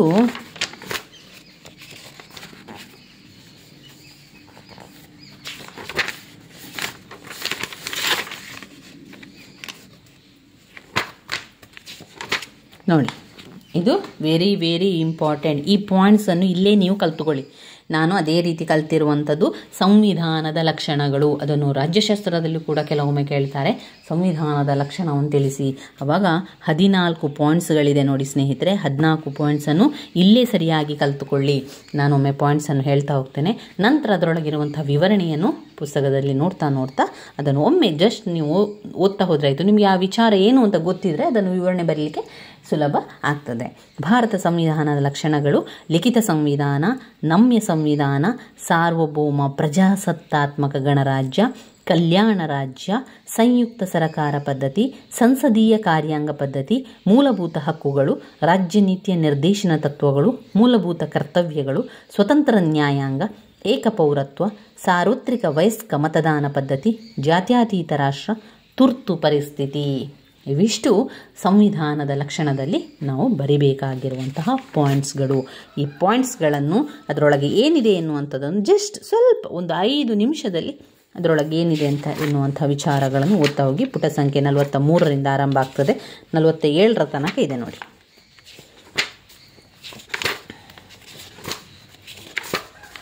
ಇನ್ನು ಮೂಲಭೂತ ಹಕ್ಕುಗಳು. ಈ ಮೂಲಭೂತ ಹಕ್ಕುಗಳ ಬಗ್ಗೆ ಕೂಡ ಪ್ರಶ್ನೆಗಳು ಬರ್ತದೆ. ಆ ಮೂಲಭೂತ ಹಕ್ಕುಗಳ ಬಗ್ಗೆ ಪ್ರಶ್ನೆಗಳನ್ನು ನಾವು ಓದ್ಕೊಳ್ಬೇಕು. ಏನು ಮೂಲಭೂತ ಹಕ್ಕುಗಳು ಅಂದರೆ, ಪ್ರತಿಯೊಬ್ಬ ವ್ಯಕ್ತಿಗೂ ತಮ್ಮ ಸಂಪೂರ್ಣ ವ್ಯಕ್ತಿತ್ವವನ್ನು ಬೆಳೆಸಿಕೊಳ್ಳಲು ಬೇಕಾದ ಅನುಕೂಲ ಅಥವಾ ಸೌಲಭ್ಯ ಅಂತ ಹೇಳ್ಬೋದು. ಈ ಮೂಲಭೂತ ಹಕ್ಕು ಅಂದರೆ ಪ್ರತಿಯೊಬ್ಬ ಪ್ರಜೆಗೂ ತನ್ನ ವ್ಯಕ್ತಿತ್ವವನ್ನು ಬೆಳೆಸಿಕೊಳ್ಳಲು ಹಲವು ಅವಶ್ಯಕತೆ ಅಗತ್ಯ. ಈ ಒಂದು ಮೂಲಭೂತ ಹಕ್ಕುಗಳು ಪ್ರತಿಯೊಬ್ಬ ಪ್ರಜೆಗೂ ಕೂಡ ಅವಶ್ಯಕವಾಗಿರುವಂಥದ್ದು. ಈ ಮೂಲಭೂತ ಹಕ್ಕುಗಳು ಯಾವುದು? ಮೂಲಭೂತ ಹಕ್ಕುಗಳು ಏನೆಲ್ಲ ಮೂಲಭೂತ ಹಕ್ಕುಗಳಿದೆ? ಸಮಾನತೆಯ ಹಕ್ಕು, ಸ್ವಾತಂತ್ರ್ಯದ ಹಕ್ಕು, ಶೋಷಣೆಯ ವಿರುದ್ಧದ ಹಕ್ಕು, ಧಾರ್ಮಿಕ ಹಕ್ಕು, ಸಾಂಸ್ಕೃತಿಕ ಮತ್ತು ವಿದ್ಯಾಭ್ಯಾಸದ ಹಕ್ಕು, ಆಸ್ತಿಯ ಹಕ್ಕು, ಸಂವಿಧಾನದ ಪರಿಹಾರ ಉಪಾಯದ ಹಕ್ಕು. ಈ ಆಸ್ತಿಯ ಹಕ್ಕನ್ನು ಈ ಮೂಲಭೂತ ಹಕ್ಕುಗಳಿಂದ ತಿದ್ದುಪಡಿ ಮಾಡಲಾಗಿದೆ. ಈಗ ಆಸ್ತಿಯ ಹಕ್ಕಿಲ್ಲ. ಸಮಾನತೆಯ ಹಕ್ಕು, ಸ್ವಾತಂತ್ರ್ಯದ ಹಕ್ಕು, ಶೋಷಣೆಯ ವಿರುದ್ಧದ ಹಕ್ಕು, ಧಾರ್ಮಿಕ ಸ್ವಾತಂತ್ರ್ಯದ ಹಕ್ಕು, ಸಾಂಸ್ಕೃತಿಕ ಮತ್ತು ವಿದ್ಯಾಭ್ಯಾಸದ ಹಕ್ಕು, ಸಂವಿಧಾನಾತ್ಮಕ ಪರಿಹಾರೋಪಾಯದ ಹಕ್ಕು. ಈ ಒಂದು ಹಕ್ಕುಗಳನ್ನು ಸರಿಯಾಗಿ ಕಲಿತುಕೊಳ್ಳಿ ಸ್ನೇಹಿತರೆ. ಯಾವಾಗಲೂ ನೆನಪಲ್ಲಿರಬೇಕಾದಂತಹ ಪಾಯಿಂಟ್ಸ್ಗಳಿದು. ಆ ವಿವರಣೆಯನ್ನು ನೀವು ಒಮ್ಮೆ ಜಸ್ಟ್ ನೋಡಿಕೊಂಡು ನಿಮ್ಮದೇ ಆದ ವಿವರಣೆಯನ್ನು ಬರೆಯಿರಿ. 10 ಅಂಕಕ್ಕೆ ಪ್ರಶ್ನೆಗಳು ಬರುವಾಗ ನೀವು ಸಾಧಾರಣ 3ರಿಂದ 4 ಪುಟದಷ್ಟಾದರೂ ಬರೀಲೇಬೇಕು. ಪಾಯಿಂಟ್ಸ್ ರೀತಿಯಲ್ಲಿ ಬರೆಯಿರಿ. ಮಾನವನ ಹಕ್ಕುಗಳು ಮತ್ತು ಮಾನವನ ಕರ್ತವ್ಯಗಳು ಇದೆರಡನ್ನು ಕೂಡ ಬಾಯ್ಪಾಠವಾದರೂ ಮಾಡ್ಕೊಳ್ಳಿ. ನಿಮ್ಮಲ್ಲಿ ಈಗ ಒಂದು ಅರ್ಧ ಗಂಟೆಯಷ್ಟು ಮಾತ್ರ ಕಾಲಾವಕಾಶ ಇದೆ ಅಂತಾದರೂ ಕೂಡ ಈ ಮಾನವನ ಹಕ್ಕುಗಳು, ಮಾನವನ ಕರ್ತವ್ಯಗಳು, ಸಂವಿಧಾನದ ಲಕ್ಷಣಗಳು ಈ 3ಅನ್ನು ಬಾಯ್ಪಾಠ ಮಾಡಿ ಆದರೂ ಅದರ ಪಾಯಿಂಟ್ಸನ್ನು ಕಲಿತುಕೊಳ್ಳಿ. ಮೂಲಭೂತ ಕರ್ತವ್ಯಗಳು ಒಟ್ಟು 11 ಮೂಲಭೂತ ಕರ್ತವ್ಯಗಳಿದೆ. ಅದನ್ನು ಕೂಡ ನೀವು ಸರಿಯಾಗಿ ಕಲಿತುಕೊಳ್ಬೇಕು. ಒಂದು 4 ಬಾರಿ ಅದನ್ನು ನೀವು ಹೇಳಿದಾಗ ಆ ಒಂದು ಕರ್ತವ್ಯಗಳು ಮತ್ತು ಹಕ್ಕುಗಳು ನಿಮಗೆ ಬಾಯ್ಪಾಠ ಬರ್ತದೆ, ನೆನಪಲ್ಲಿ ಉಳಿತದೆ. ಮೂಲಭೂತ ಕರ್ತವ್ಯಗಳಲ್ಲಿ ಸಂವಿಧಾನ, ರಾಷ್ಟ್ರಧ್ವಜ ಮತ್ತು ರಾಷ್ಟ್ರಗೀತೆಯನ್ನು ಗೌರವಿಸುವುದು. ನಾವು ಯಾವುದಕ್ಕೆ ಗೌರವಿಸಬೇಕು? ನಮ್ಮ ಸಂವಿಧಾನಕ್ಕೆ ನಾವು ಗೌರವಿಸಬೇಕು, ರಾಷ್ಟ್ರಧ್ವಜಕ್ಕೆ ಗೌರವಿಸಬೇಕು, ರಾಷ್ಟ್ರಗೀತೆಗೆ ಗೌರವಿಸಬೇಕು. ನೋಡಿ ಎಷ್ಟು ಸುಲಭದಲ್ಲಿ ಅರ್ಥ ಆಯಿತು. ಸಂವಿಧಾನ, ರಾಷ್ಟ್ರಧ್ವಜ, ರಾಷ್ಟ್ರಗೀತೆಯನ್ನು ಗೌರವಿಸುವುದು. ಸ್ವತಂತ್ರ ಚಳುವಳಿಯ ಉದಾತ್ತ ಆದರ್ಶಗಳನ್ನು ಪಾಲಿಸುವುದು. ಸ್ವಾತಂತ್ರ್ಯ ಚಳುವಳಿಗೆ ಮಾಡಿದಂತಹ ಕೆಲವೊಂದು ಆದರ್ಶಗಳೆಲ್ಲ ಇದೆಯಲ್ಲ, ಅದನ್ನು ನಾವುಗಳು ಪಾಲಿಸಬೇಕು. ಭಾರತದ ಪರಮಾಧಿಕಾರ, ಐಕ್ಯತೆ ಮತ್ತು ಸಮಗ್ರತೆಯನ್ನು ರಕ್ಷಿಸುವುದು. ಭಾರತದಲ್ಲಿರುವಂತಹ ನಾವೆಲ್ಲರೂ ಒಂದೇ ಎನ್ನುವಂತಹ ಒಂದು ಐಕ್ಯತೆ, ಸಮಗ್ರತೆಯನ್ನು ರಕ್ಷಿಸಬೇಕು ನಾವು. ಅಗತ್ಯ ಬಂದಾಗ ಪ್ರತಿಯೊಬ್ಬ ಪ್ರಜೆ ಏನು ಮಾಡಬೇಕು? ರಾಷ್ಟ್ರವನ್ನು ರಕ್ಷಿಸಿ ದೇಶ ಸೇವೆಯನ್ನು ಮಾಡುವುದು. ಎಲ್ಲರಲ್ಲಿಯೂ ಸಾಮರಸ್ಯ ಮತ್ತು ಸಹೋದರ ಭಾವನೆಯನ್ನು ಬೆಳೆಸುವುದು. ಅಷ್ಟೇ ಅಲ್ಲದೆ ಮಹಿಳೆಯ ಗೌರವಕ್ಕೆ ಧಕ್ಕೆ ಬರುವಂಥ ಯಾವುದೇ ಆಚರಣೆ ಇರ್ಬೋದು, ಅದನ್ನು ನಾವು ತ್ಯಜಿಸಬೇಕು. 6ನೇ ಕರ್ತವ್ಯ, ನಮ್ಮ ಸಂಸ್ಕೃತಿಯನ್ನು ಗೌರವಿಸಬೇಕು ಮತ್ತು ಅದನ್ನು ರಕ್ಷಿಸಬೇಕು. 7ನೇದು, ಅರಣ್ಯ, ಸರೋವರಗಳು, ನದಿಗಳು, ಮೃಗಗಳು ಸೇರಿದಂತೆ ಪ್ರಕೃತಿ ಪರಿಸರವನ್ನು ರಕ್ಷಿಸಿ ಅದನ್ನು ನಾವು ಅಭಿವೃದ್ಧಿಪಡಿಸಬೇಕು. 8, ವೈಜ್ಞಾನಿಕ ಮತ್ತು ಮಾನವೀಯತೆಯ ಗುಣಗಳನ್ನು ಹಾಗೂ ಸುಧಾರಣಾ ಭಾವನೆಗಳನ್ನು ನಾವು ಬೆಳೆಸ್ಕೊಳ್ಬೇಕು. 10ನೇ ಕರ್ತವ್ಯ 9ನೇ ಕರ್ತವ್ಯ, ಸಾರ್ವಜನಿಕರ ಆಸ್ತಿಯನ್ನು ರಕ್ಷಿಸಿ ಹಿಂಸಾ ಮಾರ್ಗವನ್ನು ಕೈಬಿಡಬೇಕು. 10ನೇ ಕರ್ತವ್ಯ, ವೈಯಕ್ತಿಕ ಹಾಗೂ ಸಾಮೂಹಿಕ ಚಟುವಟಿಕೆಗಳಲ್ಲಿ ಪ್ರಾವೀಣ್ಯತೆಯನ್ನು ಪ್ರದರ್ಶಿಸಿ ರಾಷ್ಟ್ರದ ಪ್ರಗತಿಗೂ ಕೂಡ ನಾವು ಶ್ರಮಿಸಬೇಕು. ಕೊನೆಯದಾದ 11ನೆಯ ಕರ್ತವ್ಯ, ತಂದೆ ತಾಯಿಗಳು ತಮ್ಮ ಮಕ್ಕಳಿಗೆ 6 ವರ್ಷದಿಂದ 14 ವರ್ಷದವರೆಗೆ ಕಡ್ಡಾಯ ಶಿಕ್ಷಣವನ್ನು ಪ್ರತಿಯೊಬ್ಬ ತಂದೆ ತಾಯಿಯು ತನ್ನ ಮಕ್ಕಳಿಗೆ ನೀಡಬೇಕು. ಇದಿಷ್ಟು ನಮ್ಮ ಮಾನವನ ಕರ್ತವ್ಯಗಳು, ಮೂಲಭೂತ ಕರ್ತವ್ಯಗಳು ಸ್ನೇಹಿತರೆ. ಇದನ್ನು ಸರಿಯಾಗಿ ಅರ್ಥ ಮಾಡಿಕೊಂಡು 4 ಬಾರಿ ಹೇಳಿ, ನಿಮಗೆ ಎಲ್ಲ ಕೂಡ ನೆನಪಲ್ಲಿ ಉಳಿತದೆ. ಇನ್ನು ಒಂದು ಮುಖ್ಯವಾದ ಪ್ರಶ್ನೆ, ಪರಿಶಿಷ್ಟ ಜಾತಿ, ವರ್ಗ, ಮಹಿಳೆ, ಹಿಂದುಳಿದ ವರ್ಗ, ಧಾರ್ಮಿಕ, ಭಾಷಾ ಅಲ್ಪಸಂಖ್ಯಾತರ ಹಕ್ಕುಗಳೇನು ಅಂತ ಕೇಳ್ತಾರೆ. 10 ಅಂಕಕ್ಕೆ ಬಂದಿದೆ. ಇಂಪಾರ್ಟೆಂಟ್ ಆಗಿರುವಂತಹ ಪ್ರಶ್ನೆ. ಅವರಿಗೆ ರಾಜಕೀಯ ಕ್ಷೇತ್ರದಲ್ಲಿ ಮೀಸಲಾತಿ ಕೊಡಬೇಕು, ಸಾರ್ವಜನಿಕ ಹುದ್ದೆಗಳಲ್ಲಿ ಮೀಸಲಾತಿ ಕೊಡಬೇಕು, ಸಾರ್ವಜನಿಕ ಕ್ಷೇತ್ರಗಳಲ್ಲಿ ಪ್ರತಿಯೊಬ್ಬನಿಗೂ ಮುಕ್ತ ಅವಕಾಶ ಕೊಡಬೇಕು, ತಾರತಮ್ಯವನ್ನು ನಿಷೇಧಿಸಬೇಕು, ಅಸ್ಪೃಶ್ಯತೆಯನ್ನು ನಿಷೇಧಿಸಬೇಕು, ಅಸ್ಪೃಶ್ಯತೆ ನಿವಾರಣೆ ಮಾಡಬೇಕು, ಸಂಚರಿಸುವ ಸ್ವಾತಂತ್ರ್ಯ ಹಕ್ಕು, ವಾಸಿಸುವ ಹಕ್ಕು, ವೃತ್ತಿ ಸ್ವಾತಂತ್ರ್ಯದ ಹಕ್ಕು, ಜೀತ ಪದ್ಧತಿ, ಇದನ್ನೆಲ್ಲ ಜೀತ ಪದ್ಧತಿಯನ್ನು ತೊಡೆದು ಹಾಕಬೇಕು. ಜೀತ ಪದ್ಧತಿ ಗುಲಾಮಗಿರಿಯನ್ನು ನಿಷೇಧಿಸುವಂಥದ್ದು. ಇವಿಷ್ಟು ಇದರಲ್ಲಿ ಬರುವಂಥ ಪಾಯಿಂಟ್ಸ್ಗಳು. ಸರಿಯಾಗಿ ಕಲಿತುಕೊಳ್ಳಿ, ಕೂತ್ಕೊಳ್ಳಿ. ತುಂಬಾ ಸುಲಭ ಇದೆ, ಅರ್ಥ ಮಾಡಿಕೊಂಡ್ರೆ ಪಾಯಿಂಟ್ಸ್ಗಳು ಬೇಗನೆ ನೆನಪಲ್ಲಿ ಉಳಿತದೆ. ಇನ್ನೂ ಒಂದು ಮುಖ್ಯವಾಗಿರುವಂತಹ ಪ್ರಶ್ನೆ ಘಟಕ 6ರಲ್ಲಿ ರಾಜ್ಯ ನೀತಿಯ ನಿರ್ದೇಶನ ತತ್ವಗಳು, ರಾಜ್ಯ ನೀತಿಯ ನಿರ್ದೇಶನದ ಮೌಲ್ಯ ಮಿತಿಗಳನ್ನು ಚರ್ಚಿಸಿ ಅಂತ ಕೇಳಿದಾಗ ನಾವು ಈ 3 ತತ್ವಗಳನ್ನು ಕಲಿಬೇಕು. ಸಮಾಜವಾದಿ ತತ್ವ, ಗಾಂಧಿವಾದಿ ತತ್ವ, ಉದಾರವಾದಿ ತತ್ವ 3 ಪಾಯಿಂಟ್ಸನ್ನು ಕಲಿಬೇಕು. ಅದರೊಳಗಿರುವಂತಹ ವಿಚಾರಗಳೇನು, ಅದರಲ್ಲಿ ಕೆಲವೊಂದು ಪಾಯಿಂಟ್ಸ್ಗಳಿದೆ. ಸಮಾಜವಾದಿ ತತ್ವದಲ್ಲಿ 8 ಪಾಯಿಂಟ್ಸ್, ಗಾಂಧಿವಾದ ತತ್ವದಲ್ಲಿ 4 ಪಾಯಿಂಟ್ಸ್, ಉದಾರವಾದಿ ತತ್ವದಲ್ಲಿ 6 ಪಾಯಿಂಟ್ಸ್ ಇದೆ. ಒಮ್ಮೆ ಓದ್ಕೊಳ್ಳಿ, ಅರ್ಥ ಮಾಡ್ಕೊಳ್ಳಿ, ಸುಲಭ ಇದೆ. ಮೂಲಭೂತ ಹಕ್ಕುಗಳಿಗೂ ರಾಜ್ಯ ನೀತಿಯ ನಿರ್ದೇಶನ ತತ್ವಗಳಿಗೂ ಇರುವಂತಹ ವ್ಯತ್ಯಾಸವೇನು ಅಂತ ಕೇಳುವಂಥದ್ದು ಒಂದು ಪ್ರಶ್ನೆ. ಪುಟ ಸಂಖ್ಯೆ 84ರಲ್ಲಿದೆ ನೋಡಿ, ಓದ್ಕೊಳ್ಳಿ ಸ್ನೇಹಿತರೆ.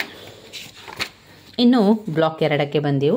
ಇಲ್ಲಿ ನಾವು ನೋಡೋದಾದರೆ ಸರ್ವೋಚ್ಚ ನ್ಯಾಯಾಲಯದ ಆಡಳಿತ ಅಧಿಕಾರ ತುಂಬಾ ಇಂಪಾರ್ಟೆಂಟ್. ಆಡಳಿತದಲ್ಲಿ ಪಾರದರ್ಶಕತೆಯ ಬಗ್ಗೆ ಪ್ರಬಂಧ ಬರೀಲಿಕ್ಕೆ ಕೊಟ್ಟಿದ್ದಾರೆ. ಆಮೇಲೆ ರಾಷ್ಟ್ರಪತಿಯ ಅಧಿಕಾರ ಮತ್ತು ಕಾರ್ಯಗಳು ಕೂಡ ಮುಖ್ಯವಾಗಿರುವಂತಹ ಪ್ರಶ್ನೆ. ಲೋಕಸಭೆಯ ಅಧಿಕಾರ ಮತ್ತು ಕಾರ್ಯಗಳು. ಈ ಲೋಕಸಭೆಯ ಅಧಿಕಾರ ಇರ್ಬೋದು, ರಾಜ್ಯಪಾಲರ ಅಧಿಕಾರಗಳಿರ್ಬೋದು, ರಾಷ್ಟ್ರಪತಿಯ ಅಧಿಕಾರ ಕಾರ್ಯಗಳಿರ್ಬೋದು, ಅಥವಾ ಒಂದು ಸರ್ವೋಚ್ಚ ನ್ಯಾಯಾಲಯದ ಅಧಿಕಾರ ಮತ್ತು ಕಾರ್ಯಗಳಿರ್ಬೋದು, ಹಾಗೆಯೇ ಪ್ರಧಾನಮಂತ್ರಿ ಅಧಿಕಾರ ಕಾರ್ಯಗಳಿರ್ಬೋದು. ಎಲ್ಲರ ಅಧಿಕಾರದ ಕಾರ್ಯಗಳಲ್ಲಿ ಈ ವಿಚಾರಗಳು ಪಾಯಿಂಟ್ಸ್ಗಳಾಗಿ ಬರುವಂಥದ್ದು. ಯಾವುದು?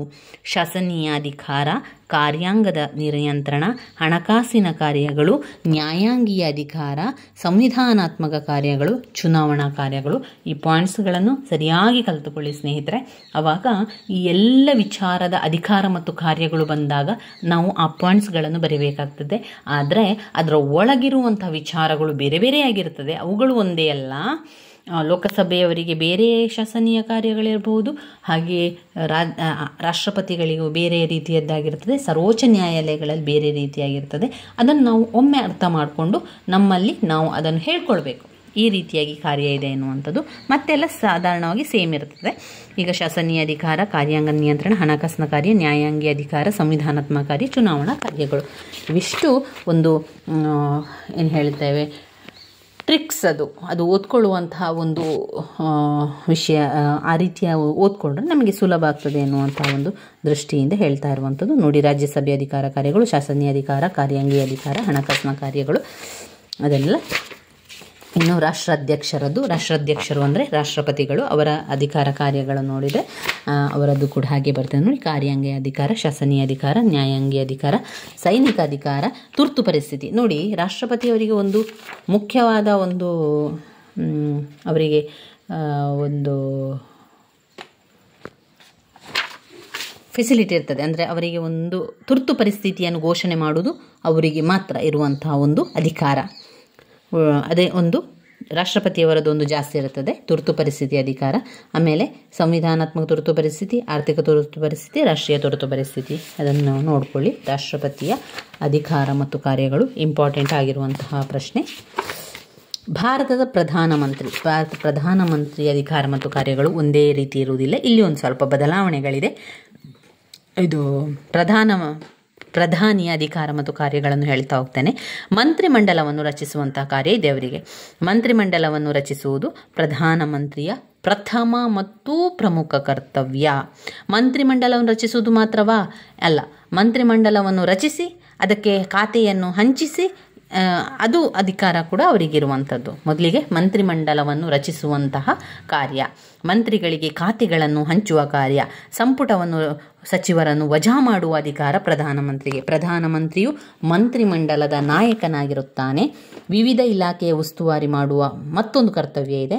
ಪ್ರಧಾನಮಂತ್ರಿಯು ಯಾರ ನಡುವಿನ ಸಂಪರ್ಕವಾಗಿ ಪ್ರಧಾನಮಂತ್ರಿ ಇರ್ತಾರೆ ಅಂದರೆ ಈ ಮಂತ್ರಿಮಂಡಲ ಮತ್ತು ರಾಷ್ಟ್ರಪತಿಯ ನಡುವೆ. ಮಂತ್ರಿಮಂಡಲವನ್ನು ರಚಿಸುವ ಅಧಿಕಾರ ಯಾರಿಗಿರುವುದು? ಪ್ರಧಾನಮಂತ್ರಿಗೆ. ಪ್ರಧಾನಮಂತ್ರಿಯು ಮಂತ್ರಿಮಂಡಲ ಮತ್ತು ರಾಷ್ಟ್ರಪತಿಯವರ ನಡುವೆ ಸಂಪರ್ಕ ಸಾಧನವಾಗಿ ಕೆಲಸವನ್ನು ಮಾಡ್ತಾರೆ. ಎಲ್ಲ ವಿಚಾರಗಳನ್ನು ಹೇಳುವಂಥದ್ದೆಲ್ಲ.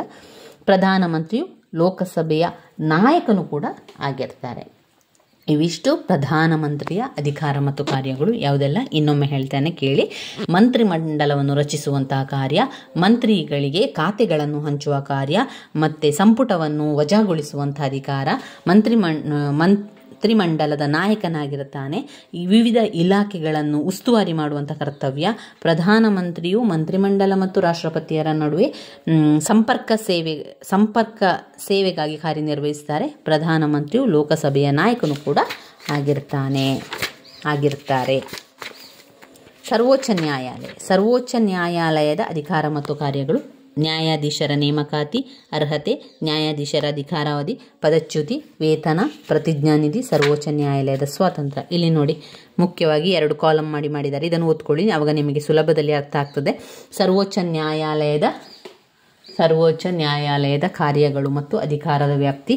ನೀವು ಇದನ್ನು ಓದಿದರೆ, ಈ ಒಂದು ಬ್ಲಾಕ್, ಈ ಕಾಲಮ್ ಅನ್ನು ಮಾಡಿದಾರಲ್ಲ, ಇದನ್ನು ಓದಿದರೆ ಸುಲಭದಲ್ಲಿ ಅರ್ಥ ಆಗ್ತದೆ.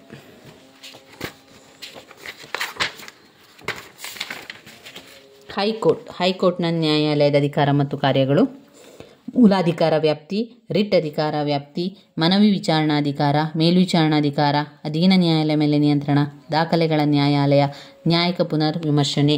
122 ಪುಟ ಸಂಖ್ಯೆ.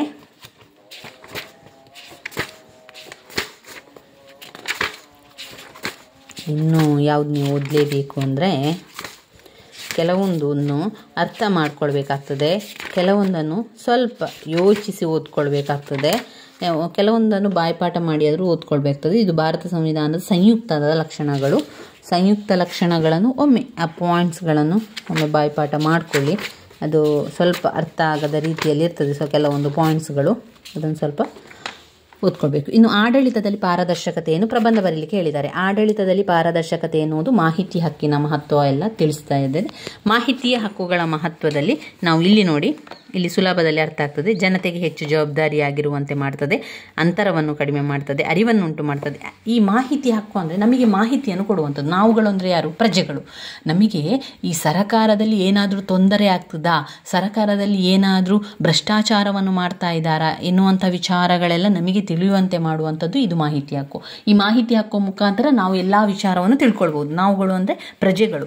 ಅಧಿಕಾರದ ದುರುಪಯೋಗದ ಬಗ್ಗೆ ನಾವು ತಿಳ್ಕೊಳ್ಬೋದು. ಅದರಿಂದ ಏನಾಗ್ತದೆ? ಅಧಿಕಾರ ದುರುಪಯೋಗ ಆಗೋದು ಕಡಿಮೆ ಹೋಗ್ತದೆ. ಅಂದರೆ ಅಲ್ಲಿ ಅಧಿಕಾರವನ್ನು ಮಾಡುವಂಥ ಜನರಿಗೆ ಆಗ್ತದೆ, ಇದು ಜನರಿಗೆ ಗೊತ್ತಾಗ್ತಾ ಇದೆ, ಪ್ರಜೆಗಳಿಗೆ ಇದರ ಬಗ್ಗೆ ಅರಿವಿದೆ ಎನ್ನುವಂಥದ್ದಾಗಿ ಅವರಿಗೆ ಸ್ವಲ್ಪ ಭಯ ಆಗ್ತದೆ. ಆವಾಗ ಅಧಿಕಾರದಲ್ಲಿ ದುರುಪಯೋಗ ಆಗೋದು ಕಡಿಮೆ ಆಗ್ತದೆ.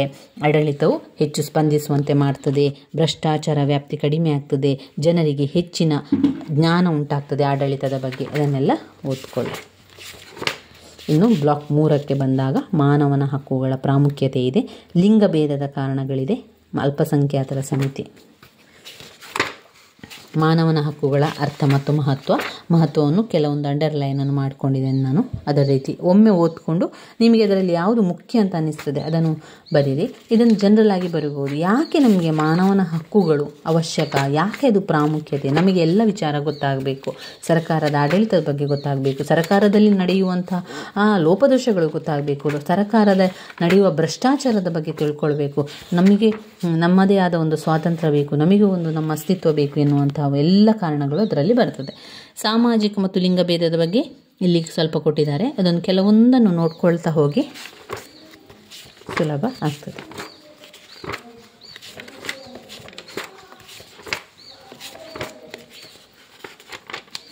ಒಂದು ಪ್ರಶ್ನೆಯಲ್ಲಿ PUCL ಮತ್ತು PUDR ಬಗ್ಗೆ ಕೇಳಿದ್ದಾರೆ. ಇದು ಸ್ನೇಹಿತರೆ ಪುಟ ಸಂಖ್ಯೆ 206. ನಾನು ಒಮ್ಮೆ ಸ್ವಲ್ಪ ಅದು ಮೇಲಿಂದ ಮೇಲೆ ನೋಡ್ಕೊಂಡಿರುವಂಥದ್ದಷ್ಟೇ. ಅದು ಪ್ರಜಾಪ್ರಭುತ್ವವನ್ನು ಎಚ್ಚರದಿಂದ ನೋಡುವ ಅಥವಾ ಪ್ರಜಾಪ್ರಭುತ್ವವನ್ನು ಕಾಯ್ದುಕೊಳ್ಳುವಂಥ ಸಂಘಟನೆ. ಅದನ್ನು ಸ್ವಲ್ಪ ನೋಡ್ಕೊಳ್ಳಿ ಏನು ಅಂತ. ಒಟ್ಟಿನಲ್ಲಿ PUCL ಅಂದರೆ ಅದೊಂದು ಪ್ರಜಾಪ್ರಭುತ್ವವನ್ನು ಕಾಯ್ದುಕೊಳ್ಳುವ ಒಂದು ಸಂಘಟನೆ. ಅಂದರೆ ಏನು ತಪ್ಪಾಗಬಾರದು, ಏನು ತೊಂದರೆ ಆಗಬಾರದು ಎನ್ನುವ ಒಂದು ಕಾರಣದಿಂದ ಇರುವಂತಹ ಒಂದು ಸಂಘಟನೆಯಾಗಿದೆ ಸ್ನೇಹಿತರೆ. ಕಷ್ಟ ಆಗ್ತಾ ಇದೆ, ಅದು ಅರ್ಥ ಆಗ್ತಾ ಇಲ್ಲ ಎನ್ನುವಂಥದ್ದನ್ನು ಬಿಟ್ಟು ಬೇರೆಯನ್ನು ಓದ್ಕೊಳ್ಳಿಕ್ಕೆ ಆರಂಭ ಮಾಡಿ. ಪರಿಸರ ಅಧ್ಯಯನ ಎಲ್ಲ ಸ್ವಲ್ಪ ಜನರಲ್ ಆಗಿ ಓದ್ಕೊಳ್ಳಿಕ್ಕೆ ನೋಡ್ಕೊಳ್ಳಿ. ಪರಿಸರ ಅಧ್ಯಯನದ ಪ್ರಾಮುಖ್ಯತೆಯಲ್ಲಿ ಇಲ್ಲಿ ಪಾಯಿಂಟ್ಸ್ಗಳಿದೆ. ಒಮ್ಮೆ ಜಸ್ಟ್ ನೋಡ್ಕೊಂಡ್ರೆ ಆಯ್ತು ಅದು ಏನು ಹೇಗೆ ಅಂತ. ಪರಿಸರದ ಭಾಗಗಳು: ಆಂತರಿಕ ಬಾಹ್ಯ ಪರಿಸರಗಳು, ಜೀವ ಪರಿಸರ ವ್ಯವಸ್ಥೆಯ ರಚನೆ, ಅದು ಇದರಲ್ಲಿ ಅಜೈವಿಕ ಘಟಕಗಳು ಮತ್ತು ಜೈವಿಕ ಘಟಕಗಳಂತ ಇದೆ. ಇದನ್ನು ಓದ್ಕೊಳ್ಳಿ, ಸುಲಭದಲ್ಲಿ ಅರ್ಥ ಆಗ್ತದೆ. ಇದೆಲ್ಲ ಚೂರು ಜನರಲ್ ಆಗಿ ನೀವು ಬರ್ಕೊಳ್ಬೇಕು. ಸುಮ್ಮನೆ ಎಲ್ಲವನ್ನು ಚಿಂತೆ ಮಾಡಿಕೊಂಡು ಓದ್ಕೊಳ್ಬೇಡಿ. ಕೆಲವೊಂದನ್ನೆಲ್ಲ ಒಂದು ಸ್ವಲ್ಪ ಮೇಲಿಂದ ಮೇಲೆ ನೋಡ್ಕೊಳ್ತಾ ಹೋಗಿ, ಏನಿದೆ ಅದರ ವಿಚಾರಗಳೇನು ಎನ್ನುವಂಥದ್ದು ನಿಮಗೆ ಗೊತ್ತಿದ್ದರೆ ಸಾಕು. ನೋಡಿ, ಇಲ್ಲಿ ಸಾಮಾಜಿಕ ಸಮಸ್ಯೆಗಳು ಒಂದು ಪ್ರಶ್ನೆ ಪತ್ರಿಕೆಯಲ್ಲಿ ಬಂದಿದೆ. ಸಾಮಾಜಿಕ ಸಮಸ್ಯೆಗಳು ಏನು? ನಗರಗಳಲ್ಲಿ ಶಕ್ತಿ ಸಂಪನ್ಮೂಲದ ಸಮಸ್ಯೆ, ಸುಸ್ಥಿರ ಅಭಿವೃದ್ಧಿ, ಜಲ ಸಂರಕ್ಷಣೆ, ಜಾಗತಿಕ ಪರಿಸರ ಬದಲಾವಣೆ, ವಿಕಿರಣ ಅಪಘಾತಗಳು, ಜನಸಂಖ್ಯೆ ಹೆಚ್ಚಳ ಉಂಟಾಗುವುದು, ಜನಸಂಖ್ಯೆ ಸ್ಫೋಟ ಆಗುವುದು, ಪರಿಸರ ಮಾಲಿನ್ಯ ಆಗುವುದು, ಇದೆಲ್ಲ ಸಾಮಾಜಿಕ ಸಮಸ್ಯೆಯಲ್ಲಿ ಬರುವಂಥದ್ದು. ಪರಿಸರ ಮಾಲಿನ್ಯ ವಿಧಗಳು ನೋಡಿ: ಜಲ ಮಾಲಿನ್ಯ, ವಾಯು ಮಾಲಿನ್ಯ, ಭೂ ಮಾಲಿನ್ಯ, ಶಬ್ದ ಮಾಲಿನ್ಯ, ವಾಯು ಮಾಲಿನ್ಯ, ಜಲ ಮಾಲಿನ್ಯ, ತೈಲ ಮಾಲಿನ್ಯ, ಭೂ ಮಾಲಿನ್ಯ, ನೈಸರ್ಗಿಕ ಸಂಪನ್ಮೂಲ ಮಾಲಿನ್ಯ, ತ್ಯಾಜ್ಯ ಮಾಲಿನ್ಯ, ಶಬ್ದ ಮಾಲಿನ್ಯ, ಇದೆಲ್ಲ ಕೂಡ ಮಾಲಿನ್ಯದ ವಿಧಗಳಲ್ಲಿ ಬರುವಂಥದ್ದು. ಮತ್ತು ಪ್ರತ್ಯೇಕವಾಗಿ ಅವು ಮಾಲಿನ್ಯದ ವಿಚಾರಗಳನ್ನು ತಿಳಿಸಿ ಅಂತ ಹೇಳಿದಾಗ ಕೂಡ ನಾವು ಕೆಲವೊಂದು ವಿಚಾರಗಳು, ನಮ್ಮ ಸುತ್ತಮುತ್ತಲೂ ಆಗುವಂಥ ವಿಚಾರಗಳನ್ನು ಯೋಚನೆ ಮಾಡಿ ಬರಿಬೇಕಾಗ್ತದೆ ಸ್ನೇಹಿತರೆ. ಇವಿಷ್ಟು ನಮ್ಮ ಭಾರತ ಸಂವಿಧಾನ, ಮಾನವನ ಹಕ್ಕುಗಳು ಮತ್ತು ಪರಿಸರದ ಅಧ್ಯಯನದಲ್ಲಿರುವಂಥ ವಿಚಾರಗಳು. ಮುಖ್ಯವಾಗಿರುವಂಥ ಪ್ರಶ್ನೆಗಳ ಉತ್ತರಗಳನ್ನು ಸ್ಕಿಪ್ ಮಾಡಬೇಡಿ, ಬಾಯಿಪಾಠ ಮಾಡಿ ಆದರೂ ಕಲ್ತುಕೊಳ್ಳಿ ಸ್ನೇಹಿತರೆ. ಹೇಗಾದರೂ ಮಾಡಿ ಅದನ್ನು ಕಲ್ತುಕೊಂಡು ಇಡಿ. ಯಾಕಂದರೆ ಪದೇ ಪದೇ ರಿಪೀಟ್ ಆಗಿರುವಂತಹ ಪ್ರಶ್ನೆಗಳನ್ನು ನಾವು ಬಿಟ್ಟಾಗಬಾರ್ದು, ಅಥವಾ ಅದನ್ನು ಬಿಟ್ಟು ಬೇರೆದನ್ನು ಓದ್ತೇನೆ ಅಂತ ಹೇಳಿದರೆ ಹೆಚ್ಚಾಗಿ ಬರುವಂತಹ ಪ್ರಶ್ನೆಗಳು ಅದನ್ನೇ ಅವರು ಕೊಟ್ಟಿರುವಂಥದ್ದು, ಸ್ವಲ್ಪ ಬದಲಾವಣೆಯನ್ನು ಮಾಡಿ ಕೂಡ ಕೊಡುವಂತಹ ಚಾನ್ಸಸ್ ಇರ್ತದೆ. ಅದರಿಂದ ಅದನ್ನೆಲ್ಲ ಓದ್ಕೊಳ್ಳಿ. ನನ್ನ ವಿಡಿಯೋಸ್ ಎಲ್ಲ ನಿಮಗೆ ಇಷ್ಟ ಆಗ್ತಾ ಇದ್ದರೆ ಲೈಕ್ ಕೊಡಿ, ಶೇರ್ ಮಾಡಿ, ಸಬ್ಸ್ಕ್ರೈಬ್ ಮಾಡಲಿಕ್ಕೆ ಮರಿಬೇಡಿ ಸ್ನೇಹಿತರೆ. ಧನ್ಯವಾದಗಳು.